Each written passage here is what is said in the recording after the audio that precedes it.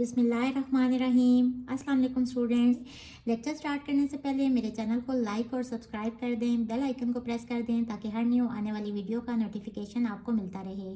इसके अलावा अपने तमाम फ्रेंड्स एंड फैमिली के साथ मेरे चैनल को शेयर भी कर दें। तो स्टार्ट करते हैं। सबसे पहले तो इन तीनों क्वेश्चंस पे इंपॉर्टेंट मार्क कर लें क्योंकि ये काफ़ी इंपॉर्टेंट क्वेश्चंस हैं। इसके बाद आपने इस कॉम्बिनेशन को याद कर लेना है। ये वाला रिजल्ट आपका क्वेश्चन नंबर 18 में भी यूज़ होगा। वहाँ 2 की पावर k टर्म आएगी और उसकी जगह पे आपने क्या वैल्यू लगानी है, यहाँ हम n की जगह पे k पुट कर देंगे तो क्या आ जाएगा k0 plus k1 plus k2 plus up to so on plus k। तो क्वेश्चन नंबर 18 में 2 की पावर k आएगा और उसकी जगह पे हमने ये वाली वैल्यू लगा देनी है। और क्वेश्चन नंबर 19 में ये पूरे का पूरा result as it is use होगा। तो ये काफ़ी इंपॉर्टेंट रिजल्ट है, इसको आपने याद कर लेने हैं। अब आते हैं क्वेश्चन नंबर 17 की तरफ। सबसे पहले हम कंडीशन देखेंगे for all n is greater than equals to 0। तो बेसिस स्टेप में हम n की वो वाली वैल्यू लेते हैं जहाँ से वैल्यू स्टार्ट हो रही होती हैं। तो for n equals to 0 we have, या तो आंसर आएगा फर्स्ट वाली टर्म यानी कि n0, या फिर लास्ट टर्म में हम n की जगह पे 0 पुट करेंगे तो ये हो जाएगा 0 0 और राइट साइड पे 2 की पावर 0। अब कॉम्बिनेशन के बारे में आप चैप्टर नंबर 6 में पढ़ चुके हैं कि जब ऊपर और नीचे वैल्यूज सेम होती हैं, इसको हम ऐसे भी लिख सकते हैं ना, 0 C 0। ऊपर और नीचे वैल्यू सेम हो तो आंसर क्या आता है 1। ये रिजल्ट पढ़ चुके हैं NCN, या फिर ऊपर कोई भी नंबर हो और नीचे वैल्यू 0 हो तो दोनों केसेस में आंसर आता है 1। तो यहाँ इसका आंसर आएगा 1 और यहाँ 2 पावर 0, किसी भी नंबर की पावर 0 इक्वल होता है 1 के। तो लेफ्ट हैंड साइड इक्वल आ गई राइट हैंड साइड के। So this proposition is true for n equals to 0। वैसे भी अगर ये वाली टर्म आंसर आ रही हो तो हम कम्बिनेशन का फार्मूला पढ़ चुके हैं NCR, ये इक्वल होते हैं n factorial over r factorial into n minus r factorial. अगर r की जगह पे 0 लगाएं तो ये हो जाएगा NC0। ऐसे भी लिख सकते हैं और ऐसे भी लिख सकते हैं। तो ये हो जाएगा n फैक्टोरियल ओवर r क्या है 0 फैक्टोरियल और n minus r factorial, n minus 0 factorial. तो n माइनस 0 n ही हो जाएगा और 0 फैक्टोरियल 1 के इक्वल होता है। 1 इंटू n फैक्टोरियल, नीचे आ जाएगा n फैक्टोरियल। ये दोनों टर्म्स कट जाएंगी तो आंसर आ जाएगा 1। तो इसका आंसर भी 1 ही आएगा। अब सेकंड स्टेप होते हैं इंडक्टिव स्टेप। इसमें हम सपोज कर लेते हैं n को k के equal. Suppose it is true for n equals to k। तो क्या हो जाएगा k0 k1 k2 k1 plus k2 plus up to so on plus k equals to 2 power k। यहाँ मैंने जगह क्यों छोड़ी, क्योंकि मैं सेकंड लास्ट टर्म भी लिखना चाह रही हूँ। इसको इक्वेशन नंबर 1 कह लेंगे। अब सेकंड लास्ट टर्म कौन सी होगी, ऊपर देखें k आ रहा है तो ऊपर k ही होगा और नीचे क्या होगा 0 1 2, यानी कि इससे एक छोटा नंबर ये है। तो k से छोटा कौन सा नंबर होगा k minus 1। Now we have to show that it is true for n equals to k plus 1। तो यहाँ n की जगह पे k प्लस 1 पुट करेंगे तो क्या वैल्यूज़ आ जाएंगी, k plus 1 0 plus k plus 1 1 plus k plus 2 2 plus up to so on. Sorry, ऊपर k प्लस 1 ही आएगा क्योंकि हर जगह पे n है तो ऊपर आएगा k प्लस 1। अब यहाँ second last term kth term होगी, लेकिन वो ये वाली टर्म नहीं आएगी। क्यों, क्योंकि यहाँ ऊपर k आ रहा है लेकिन यहाँ k प्लस 1 आ रहा है। तो सेकंड लास्ट टर्म कैसे लिखेंगे, ऊपर आएगा k प्लस 1 और लास्ट टर्म पहले लिख लेते हैं k plus 1 over k plus 1। तो ऊपर तो k प्लस 1 ही आने हैं और नीचे इससे छोटे वाली वैल्यू आनी है। 2 से छोटी 1 थी तो k प्लस 1 से छोटी क्या होगी, k प्लस 1 माइनस 1। 1 1 से कट जाएगा तो k रह जाएगा, यानी कि नीचे सेकंड लास्ट टर्म में क्या आएगा k, और ये इक्वल हो जाएगा 2 पावर k प्लस 1 के। इसको इक्वेशन नंबर 2 कह लें। पिछले क्वेश्चंस में हम क्या करते आए हैं कि इक्वेशन 1 को इक्वेशन 2 में यूज़ करते हैं, लेकिन यहाँ हम इक्वेशन 1 को इक्वेशन 2 में यूज़ नहीं कर सकते। क्यों? क्योंकि अगर आप इनको कंपेयर करें तो यहाँ k है, यहाँ k प्लस 1 है, यहाँ k 1 है, यहाँ k प्लस 1 1 है, तो ये वैल्यू सेम नहीं है, तो इनकी जगह पे हम ये वाला रिज़ल्ट यूज़ नहीं कर सकते। तो अब हम क्या करेंगे, हम इक्वेशन 1 लेंगे और इसको हमने इक्वेशन 2 बनाना है। तो वो कैसे होगा? सबसे पहले तो आप इक्वेशन 1 लिख लें।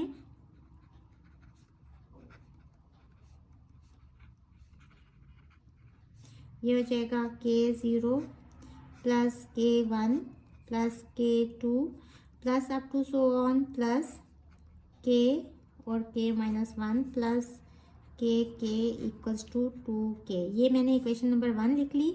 अब अगर आप इक्वेशन नंबर 2 को देखें तो यहाँ है 2 पावर k प्लस 1, यानी कि हम इसको अगर स्प्लिट करके लिखें पावर्स को तो ये क्या है 2 की पावर k इंटू 2 की पावर 1, या हम इसको ऐसे भी लिख सकते हैं 2 की पावर k और 2 की पावर 1 को हम 2 ही लिख सकते हैं। देखें बेस सेम हो तो पावर्स ऐड हो जाती हैं, इसे हम अगेन ये लिख सकते हैं ना 2 power k plus 1।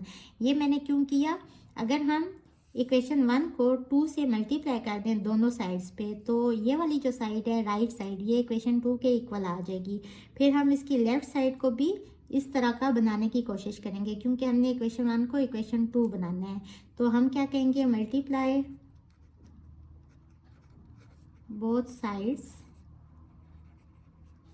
Bye 2 we have, ये हो जाएगा 2 into k0 plus 2 into k1। 2 से इस साइड को भी हमने मल्टीप्लाई करना है और इस साइड को भी मल्टीप्लाई करना है। 2 into k2 plus up to so on. मैंने यहाँ एक स्टेप मिस किया है, या तो हम यहाँ पहले इस तरह से ब्रैकेट डालते और 2 से मल्टीप्लाई करते, फिर अंदर 2 सब के साथ मल्टीप्लाई हो जाता। तो आपने वो स्टेप करने हैं तो आप वो भी कर लें। प्लस 2 इंटू के और राइट साइड पे क्या हो जाएगा 2 पावर k इंटू 2। अब इसको हम तोड़ के अलग अलग लिख लेते हैं। जैसे हम कहते हैं ना 2 पावर x, इसको हम कैसे लिख सकते हैं x प्लस एक्स। तो इसी तरह 2 इंटू k0 को मैं इस तरह से लिख सकती हूँ ना k0 प्लस k0। इसी तरह इसको मैं कैसे लिखूँगी k1 प्लस k1।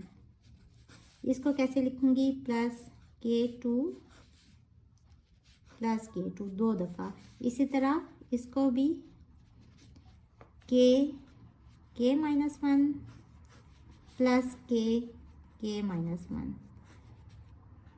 और इसको भी दो दफ़ा k और प्लस k सब ऐड हो रहे हैं। तो इसको अगर ऐड करेंगे यही वापस आ जाएगा।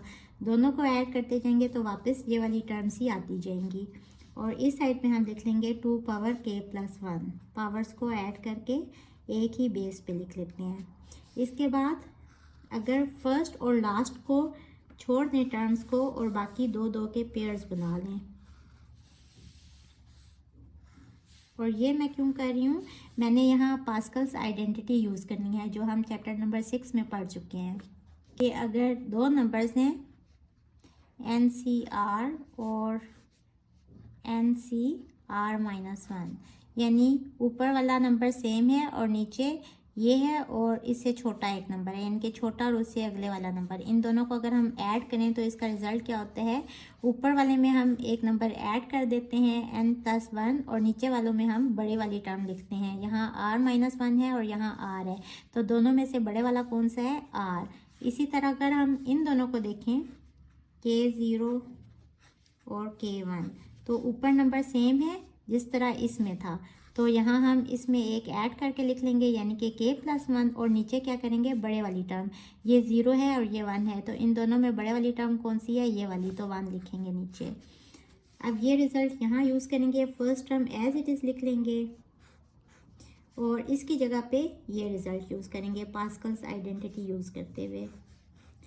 यहाँ क्या हो जाएगा, ऊपर इन दोनों का आंसर k प्लस 1 आ जाएगा और नीचे इन दोनों में बड़े वाली टर्म कौन सी है, ये वाली, तो नीचे 2 आ जाएगा, plus up to so on, plus इसको छोड़ें, सेकंड लास्ट ये वाली टर्म है, इसको कैसे लिखेंगे, ऊपर के है तो इसको के प्लस वन करके लिख लेंगे, और यहाँ नीचे इन दोनों में बड़े वाली टर्म कौन सी है, ये है के और ये है के माइनस वन, तो के वाली टर्म बड़ी होगी, ये नीचे आ जाएगा, और last term as it is साथ में लिख लेंगे, इक्वल्स टू 2 पावर के प्लस वन।